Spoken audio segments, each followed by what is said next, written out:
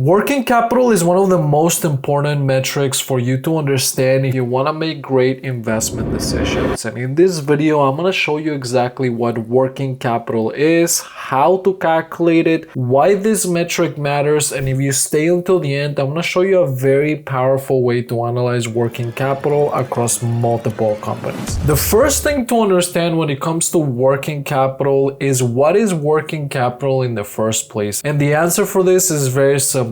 Is the short-term assets available after paying short-term obligations. Now that sounds a little bit confusing, but don't worry, we're gonna break it down. So short-term assets are assets that a company owns that it can easily turn into cash. So for example, if the company has cash on their balance sheet, well, that's already cash already, so that's really good. But also if it has inventory that it can easily sell and be able to turn that into cash, that is also classified as a current asset. And the same applies to accounts receivable, where this is money that is owed by customers. So if I can turn those receivables into cash on a short-term basis, then that also counts as a current asset. What typically happens is that companies have all these different numbers on their balance sheet, and then when you add them up, you get the total current assets that the company has. So in this case, you can see that this is $500,000. And on the other side of the equation, you have the short-term obligations or the current liabilities. And these are obligations that the company has to pay on a relatively short time basis. So for example, this can be accounts payable, which is the money that the company owes to different suppliers. So for example, Apple may have to pay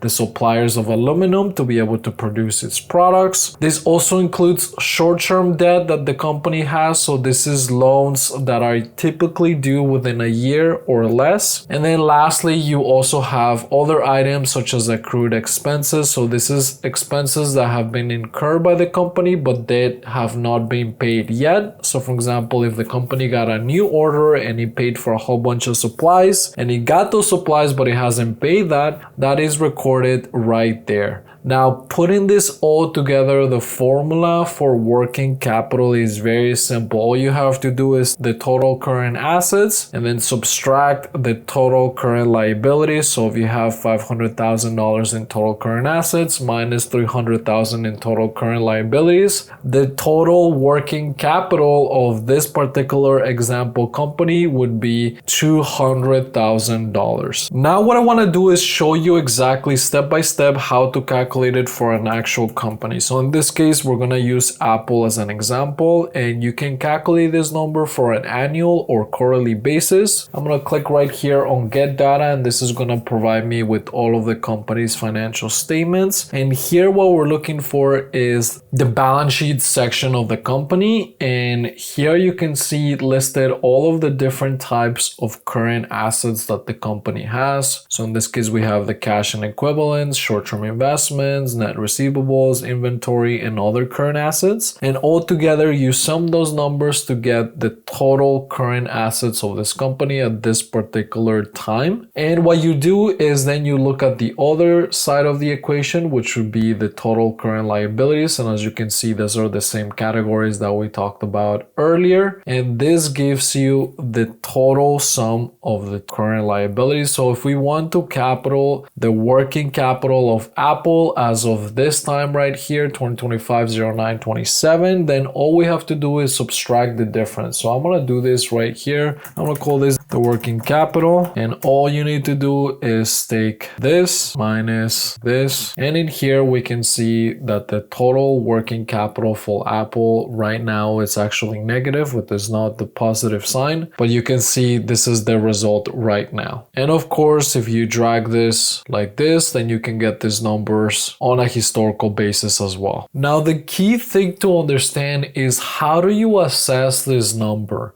And the answer to this question is very simple. What you're looking for ideally is a number that is positive, meaning you're looking for positive working capital of that particular company. And the reason why is because this allows a company to have more short-term financial flexibility. So this means the company has more liquidity, which it can use to cover its obligations or make additional investments into future projects that the company may have. So this allows a company to have stronger liquidity and higher room to grow. Therefore, if the current assets are greater than the current liabilities, you have positive working capital, and this is very healthy. But if the number is negatively, and not just negatively now, but consistently negatively, then you're looking at a company that has more capital risk. Now, the absolute best way to analyze companies' working capital is to set up a spreadsheet model like this, where here you have similar companies in similar industries or similar stages of their life cycle. And then what you do is you gather all of the different data that we talked about, which is their total current liabilities as well as their total current assets. And then from here, it's very simple to calculate the working capital as I showed you before. And this allows you to see how the working capital compares across this company. So for example, here NVIDIA has 93. I believe this is billion, so this is a very positive number. And for example, you can see that is a lot better than Microsoft and especially better than Amazon. So this is a great sign if you're looking to invest, for example, in NVIDIA, because as I mentioned before, it means that the company has a lot more short-term financial flexibility, which the company can use to capitalize on different opportunities that it has. Now, typically what investors do is, along with analyzing the working capital and comparing it with other similar companies, they also looked at these different ratios right here. So you have the current ratio, the quick ratio, the cash ratio, days sales outstanding, and all these different ratios right here. And this is because this allows you to compare how different companies are performing financially and what their flexibility financially is looking like. If you want, there's a whole bunch of videos you can check out on all these different ratios, but generally this is a very smart way of comparing how companies stack up when it comes to their financial flexibility. And the beauty of this template is that all of this data comes from Wisesheets formulas right here, so you can easily set it up on your spreadsheet and then be able to compare companies very easily. So for example, if I wanted to, instead of do Meta right here, I wanted to do another company such as Walmart, all you have to do is change the company ticker, and as you can see, all of the data automatically updates for you without you having to consistently just copy paste every single value that you can see of this. It would take a long time, and then by the time that you have that value pasted, the company comes up with new information and it becomes outdated. So this is a very smart way of doing it. For this, check out the Wisesheets plugin that works on Excel and Google Sheets, and let me know in the comments below what video you would like to see next.